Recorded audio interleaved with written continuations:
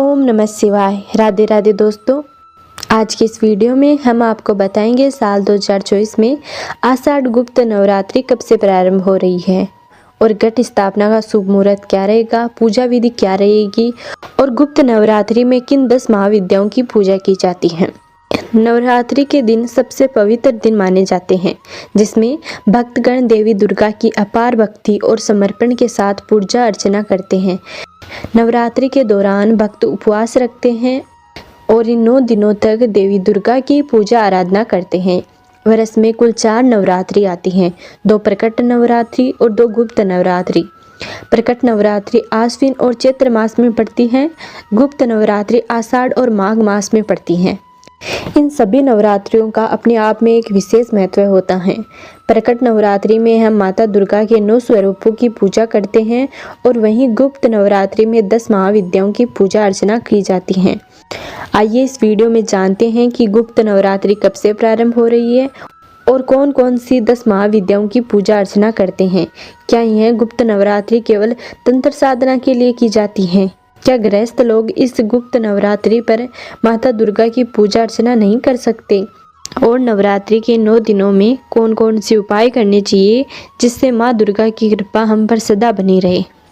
ये सभी बातें हम आज की इस वीडियो में जानेंगे। दोस्तों, गुप्त नवरात्रि 6 जुलाई शनिवार के दिन से शुरू हो रही है। गुप्त नवरात्रि में हम 10 महाविद्याओं की पूजा अर्चना करते हैं, जिसमें माँ काली, माँ तारा, माँ त्रिपुर सुंदरी, माँ भुवनेश्वरी, माँ छिन्नमस्ता, माँ त्रिपुर भैरवी, माँ धूमावती, माँ बंगलामुखी, माँ मातंगी और माँ कमला जी की पूजा अर्चना करते हैं। 10 महाविद्याओं में सबसे पहले माँ काली की पूजा अर्चना करने से हमें तांत्रिक विद्याओं की सिद्धि प्राप्त होती है।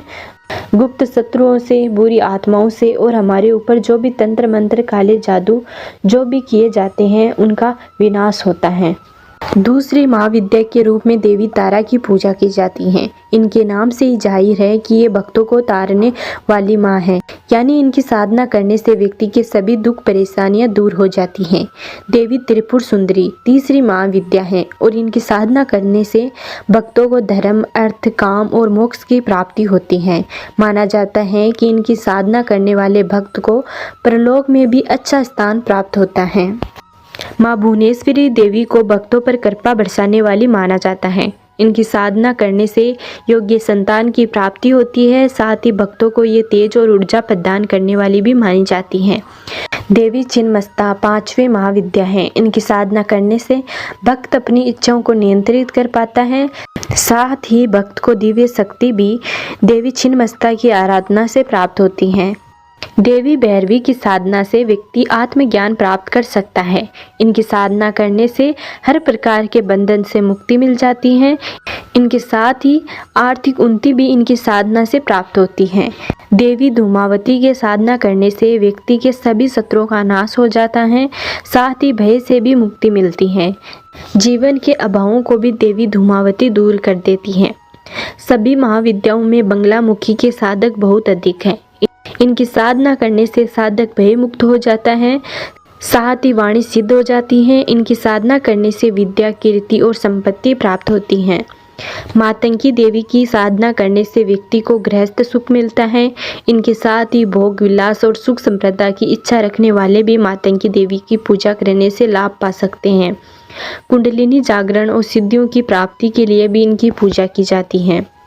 देवी कमला की साधना करने से धन धान्य और हर प्रकार के सुख की प्राप्ति होती है। रोग मुक्त और मोक्ष की प्राप्ति के लिए भक्त माता कमला की साधना करते हैं। चलिए अब जानते हैं गुप्त नवरात्रि कब से प्रारंभ हो रही है और घट स्थापना का शुभ मुहूर्त क्या रहेगा। हिंदू पंचांग के अनुसार इस बार आषाढ़ गुप्त नवरात्रि 6 जुलाई शनिवार से शुरू हो रही है और 15 जुलाई सोमवार को समाप्त हो जाएगी। इस बार तृतीया तिथि 2 दिन पड़ रही है, इसलिए आषाढ़ मास की गुप्त नवरात्रि इस बार पूरे 10 दिन रहेगी। नवरात्रि के पहले दिन घट स्थापना की जाती है। ज्योतिषाचार्यों के अनुसार घट स्थापना करने से माँ दुर्गा प्रसन्न होती हैं और अपने भक्तों को सुख समृद्धि का आशीर्वाद देती हैं। इस साल कलश स्थापना का शुभ मुहूर्त 6 जुलाई शनिवार के दिन सुबह 5:28 से लेकर सुबह 10:06 तक रहेगा। अभिजीत मुहूर्त रहेगा दोपहर 11:57 से 12:53 तक। अभिजीत मुहूर्त भी कलश स्थापना के लिए बेहद ही शुभ माना जाता है, तो आप इस समय भी घट स्थापना कर सकते हैं। माँ दुर्गा की महिमा निराली है। अपने भक्तों के उद्धार हेतु माँ दुर्गा नवरात्रि के दौरान भूतल पर आती हैं। माँ अपने भक्तों के सभी दुख हर लेती हैं, साथ ही भक्तों की खाली झोली खुशियों से भर देती हैं। इनकी कृपा से भक्तजन के सभी बिगड़े काम बन जाते हैं। अतः साधक दुर्गा अष्टमी पर न केवल जगत की देवी माँ दुर्गा की पूजा करते हैं, बल्कि कठिन साधना और व्रत रखकर माँ दुर्गा को प्रसन्न करते हैं। तो चलिए अब जानते हैं गुप्त नवरात्रि की पूजा विधि के बारे में। साधक नवरात्रि के दिनों से सुबह जल्दी उठे। इस समय जगत जननी माँ दुर्गा को प्रणाम कर दिन की शुरुआत करें। इसके बाद घर की साफ सफाई कर गंगा जल छिड़ककर शुद्ध करें। पूजा गृह में माँ भक्ति उपासना के लिए पूजा सामग्री एकत्रित कर लें। अब नित्य कर्मों से निवृत्त होकर गंगा जल युक्त पानी से स्नान करें।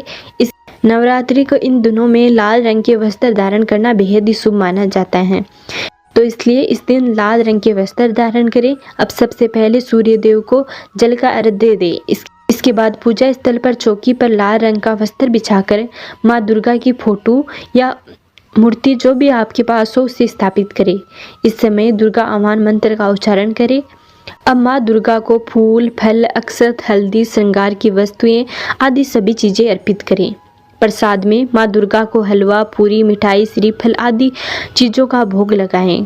इस समय दुर्गा चालीसा का पाठ और मंत्रों का जाप करें। वहीं पूजा के समापन के समय आरती करें। इस समय सुख समृद्धि की कामना करें। दिन भर उपवास रखें। इन दिनों उपवास के दौरान एक बार जल और एक बार फल ग्रहण कर सकते हैं। संध्या काल में आरती कर फलाहार ग्रहण कर सकते हैं। वही कठिन साधना करने वाले साधक निशा काल में पूजा के बाद फलाहार करें। अगले दिन स्नान, दान, पूजा पाठ के बाद पारण करें। गुप्त नवरात्रि के दौरान ये गलतियां बिल्कुल भी नहीं करनी चाहिए। इस दौरान बाल और नाखून नहीं काटने चाहिए। इसके अलावा गुप्त नवरात्रि के दौरान लहसुन और प्याज के सेवन से बचना चाहिए। धार्मिक मान्यता के अनुसार जिस जगह पर राहु केतु का रक्त गिरा था वहीं से लहसुन और प्याज की उत्पत्ति मानी जाती है, इसलिए लहसुन प्याज को अशुद्ध माना जाता है।